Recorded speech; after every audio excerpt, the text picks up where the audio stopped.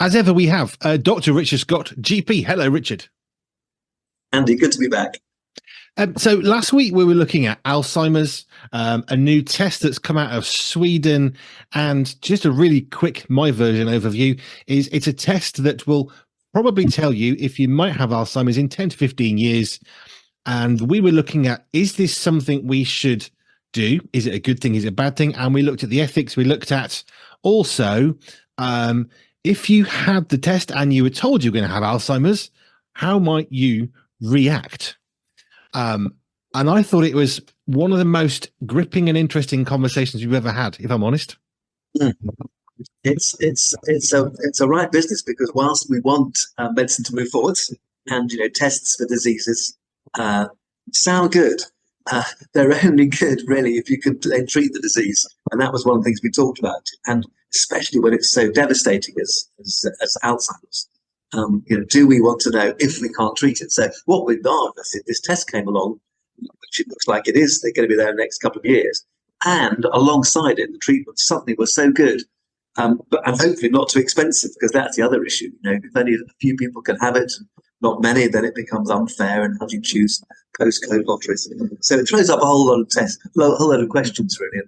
What sounds on the surface, that sounds great. Oh, we've got a test for Alzheimer's. When you actually put your thinking cap on, get your noddle working. For Americans, that's get your little grey cells working. Yeah, it may not be so good. Yeah, I think that's one of the things, though, isn't it? Because when we think, oh, great, we've got a test, we can know whether we got this or we got not this. Yes, but why and what?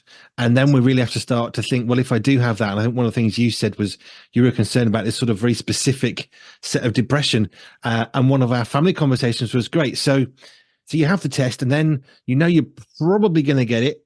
And then you start to forget because you're getting older. Oh, well, that's it. You got your Alzheimer's now. That's kicked in. So you're writing off such a large swathe of time that might have nothing to do with a diagnosis. At best, it's only highly probable. Sure, indeed. The disease that comes to mind when we were always training, and I occasionally come across patients with this, is Huntington's disease. And that's a disease that comes on in early adulthood, and has great implications, because people actually, they're living a little bit longer, usually used to die by 40. And therefore, and it's it's a dominant disease. So if you've got this disease, you need to know, because it affects whether you reproduce, because you've got a 50% chance of passing on to your children. And so that is a really important disease to test for, even if there is no cure at present. Clearly, researchers are trying to cure the disease, but that's different from Alzheimer's, which comes on later in life. It isn't something you can pass on to the next generation. So I have concerns. Whilst I see the other side, where it's, okay, if I'm 50 and I'm going to get it when I'm 70, well, I've got 20 years, to have the best time possible. Well, again, whilst I can understand that, you're still at the back of your mind every day thinking, goodness, when's it going to show? And all your relatives are thinking, when's it going to show? And as soon as you do something wrong, you forget something. Oh my goodness, it's happening. All this stuff that wouldn't be going through your mind if you didn't have the test done. And also, as Christians, what's God got planned for us? It isn't simply to go on holiday for the next 20 years, or to actually use our time better. Because I think if one's time is shorter, then the people I have admired most over the years, often who've died at a ripe old age, as Christians, people like Michael Green, for example, have spent their lives working really hard for God right to the end, not just going on holiday. So many questions it brings up. We had a few that came in. The first one, which I think we touched on, what research is happening to prevent or cure or understand Alzheimer's? Oh, the stacks of research, which is how these two new drugs have come out. It's because it's such a crucial disease, and with increasing number of people, especially as we live longer, there's an enormous amount of work going on. So this is not something that's, and again, that's where these blood tests have come from. People have done research and had to work really hard. Before you find a test for anything, think of the amount of work that went into COVID to rapidly find a test that could diagnose COVID, which we couldn't initially. The tests, and then try and find treatments that would help massively before would apply to other diseases, because it was so urgent. The urgency hasn't quite so much been there with Alzheimer's, but the importance has been there for 10, 20, 30 years. So there's loads of work going on. Believe you me, that's thankfully out of that we've got these new treatments and we've got this new blood test. But the treatments only provide about 20% improvement. And so that's the concern, that the blood test, in a sense, is well ahead of the treatments. Would you want the test knowing that actually the treatments aren't that great? All right, another one. Why does it seem as though there are more cases of Alzheimer's? Is it because we have a better understanding? Is it life expectancy increasing, or is it something to do with modern living, or all or none of the above? Well, the first two, definitely. I mean, there's more and more diagnosis, for example, of diabetes going on. Well, there's two reasons for that. Number one, more and more people are putting on weight and becoming diabetic. But number two, we've actually reduced the blood sugar level at which diabetes is diagnosed. It used to be some blood sugar of 8, then it was 7, now it's less than 7. So we're creating more diabetics instantly by shunting the blood level down. And 3, people are more aware. So all of those, I can't definitely say it's lifestyle, because we don't actually 100% know the cause of Alzheimer's. But we know what we can find, which are these tau proteins and the amyloid that increases in the brain. The causes for these things aren't clear. All I would say is that in poorer countries, there seems to be much less Alzheimer's than in the West. And therefore, one would imagine lifestyle and diet plays a role. Plus, of course, we're living longer in the West, and it's a disease of old age, although a few unfortunate people can get Alzheimer's in their 50s. But for most people, it's coming on in the late 70s, 80s. So I think probably it's a function of living longer and something to do with lifestyle and diet, although we don't 100% know what yet. Okay, one more. This I think came off we did one about different villages. There seems to be evidence of a village with no case of Alzheimer's, which I think we talked about. It seems to be because older people have been valued more and have more purpose. Do you think, therefore, there is something in this as a way to prevent or reduce cases of Alzheimer's? Undoubtedly, it's been shown, and not necessarily specifically for Alzheimer's, but for dementia in general, that if we keep our brains active, and that's what's happening in these villages, old people carrying on volunteering, physically keeping active, mentally keeping active, and in one of the examples I gave you, spiritually keeping active. This makes a big difference. So, what can we do to reduce dementia generally? Well, certainly stop smoking. Smoking is terrible for microvascular dementia. That's an easy one. Keep drink down to reasonable levels, not too much drink. Try and keep as fit and well as possible. But also keep our brains active. So I've got a friend, for example, who does these terribly difficult crosswords in the Times that I can't possibly attempt. I quite like where they have these polygons with 7, 8, or 9 letters, and you've got to work out one word using all the letters. That's what I do. But I also I like to think about some of the stuff I've watched on telly, in particular sport. Who scored this goal? Who did that? How did it go? Who passed to him? That's my own individual interest. What I'm doing, I'm giving myself a bit of brain work. Of course, still working as a doctor, I'm having to think each day. But when I retire, it's very important, keep reading, keep thinking, go to conferences, keep active mentally. And that's certainly something we can do, as well as keeping physically well, to keep dementia at bay. This is for me. Maybe this is completely anecdotal, but I always think of, I knew lots of teachers as I was growing up, and you'd notice a teacher had got to the holidays and you knew they were on holiday, nothing to do with children. They were ill within 2 days. And yes. I always thought, well, is this because you're so exhausted? Now you've stopped, your body's gone, okay, finally I can actually have the illness now. I mean, is that in any way tied to this?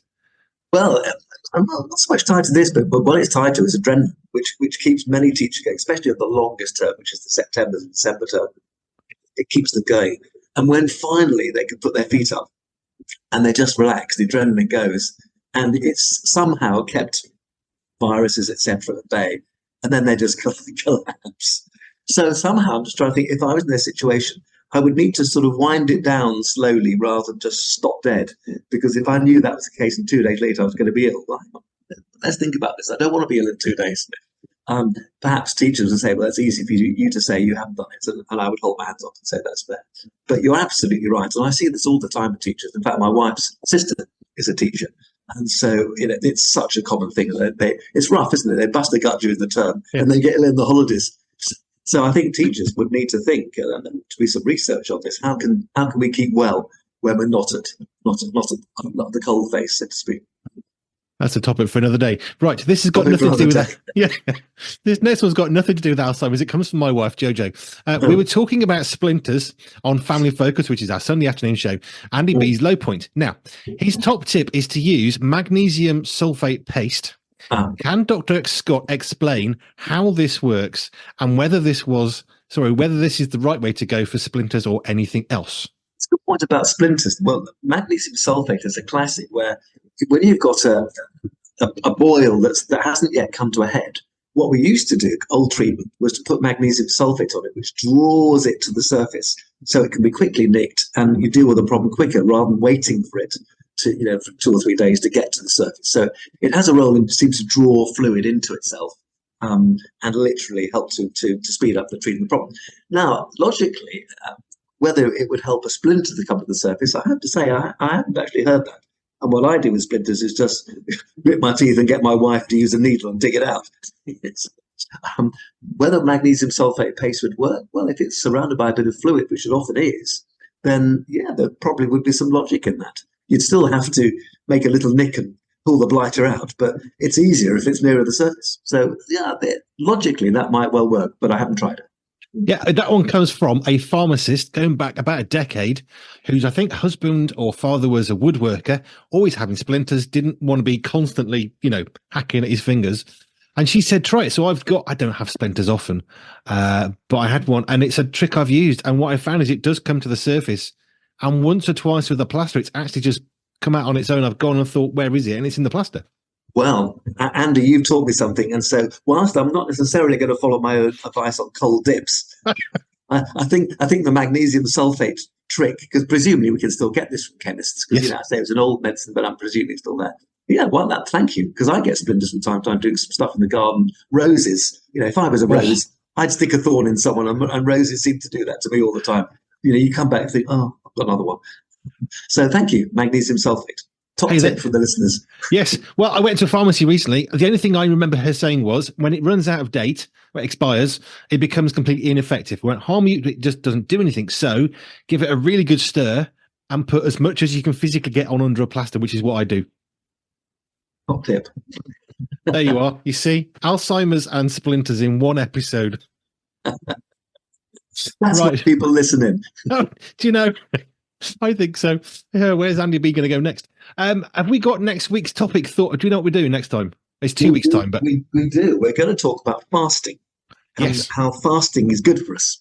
Now, again, this is something actually that funny of my wife has been leaning on me recently, and I'll tell you why. Because in her church, not in her church, in my middle daughter's church, where Heather was supporting her with her new baby in January. The minister there had said to people, I think we ought to go on a fast. Big church, 200 plus people. And his fast was quite unusual. He drank milk only for 3 weeks. That's it. In fact, he even came to the dedication of this baby. There's cake, sandwiches all around. Just a glass of milk, please. And I thought, that's quite something. That takes quite a lot of courage to do that. And he's very much close to God and he's leading the church very well. But fasting, what I'm looking at is not so much changing the diet, but actually having time off. And how many hours makes a difference, and what's the science behind it? So next one actually in 2 weeks' time is fasting and the benefits thereof. I'm looking forward to that one. I've done a week fast twice where I just drank water. I don't like fasting, but what we found actually was we would often, Joe and I, do a 2/3 of a day fast, so breakfast and lunch, because our boys wanted to have dinner with us. So we'd fast breakfast and lunch and pray instead of those 2 times. And then, but the evening meal, we'd have an evening meal with our boys. Well, I mean, and that's very sensible. And I'm sure from what I know already about fasting, that's what's recommended, having a sort of 14-hour gap or something between meals. So I shall look at it and have a bit more information to come your way. But I'm pretty sure that ties in with this 14-hour gap that is recommended in fasting. There you go. Well, if you've got any questions or thoughts about today, Alzheimer's and splinters, and you've got any thoughts about fasting, it'll be a couple of weeks' time. You can email those questions to us here. hello@pure247radio.org. hello@pure247radio.org. And I'll put your questions to Richard. And if you've got any hot topics in the news, you're thinking, what's the real truth about this? What's this really about? You can send those as well, preferably with an article would be really helpful, the web link, and I can send them on to Richard. Thank you, Richard. Thank you. No, actually, I'd just like to add to that. Please do, because we've got this next topic of fasting, and I may or may not come across something in the paper or on my feeds. But but I'd love to know what you want to hear. We want to scratch where you itch. So tell us where you itch, and we'll get scratching. That sounds like another need for some cream, but not magnesium sulfate. Thank you, Richard. Andy, very good to speak as ever. Pure 24/7 radio is listener supported, which means we are free, online and always pure because of the generous support of our listeners. If you would like to contribute financially, please visit pure247radio.org. If you'd like to find out how we use your money, please visit the Our Cost section. Any donation of any size will help keep us on air and broadcasting for free. Thank you.